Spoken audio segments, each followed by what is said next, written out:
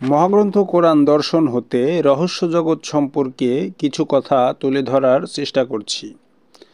মহাগ্রন্থ কোরআনেরই সূরা জিনের ৮ এবং ৯ নং আয়াতের তাফসির অনুসারে অগ্নি শিখা দ্বারা পরিপূর্ণ করিয়া রহস্য জগৎকে শক্তভাবে রক্ষিত করিয়া রাখা হইয়াছে। রহস্য সন্ধানী মমিন জিন এবং মানুষ যখনই কোনো সৃষ্টি রহস্য সন্ধানে বস্তুজগতের ঊর্ধ্বে অবস্থিত রহস্য জগতে কান পাতে বা প্রবেশ লাভের চেষ্টা করে, তখনই অগ্নি শিখাতুল্য দুঃখজ্বালার আক্রমণে সে অতিষ্ঠ হইয়া ওঠে। বস্তুভিত্তিক দেহ সঙ্গে লইয়া আধ্যাত্ম জগতে অবস্থান করা মোটেই সহজসাধ্য বিষয় নহে। এই জন্য বস্তুজগতে আবদ্ধ দুনিয়াবাসী কখনো অতীন্দ্রিয় রহস্যলোকে স্থান পাইতেই পারে না।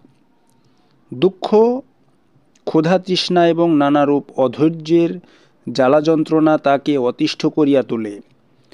সেই অসীম রাজ্যে কোনরূপ আসন ক্ষণিকের জন্য গ্রহণ করিতে গেলেও যেই পরিমাণ জ্বালা যন্ত্রণা ভোগ করিতে হয়, তাহা সহ্য করা সাধারণ বিশ্বাসীর পক্ষে মোটেই সহজ নহে।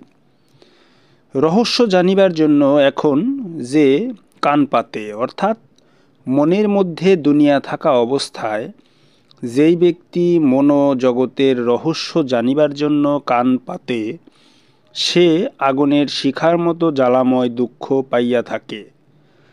আমিত্বের বিনাশ সাধন ক্রিয়া দেহের উপরে এই দুঃখ আনয়ন করিয়া থাকে।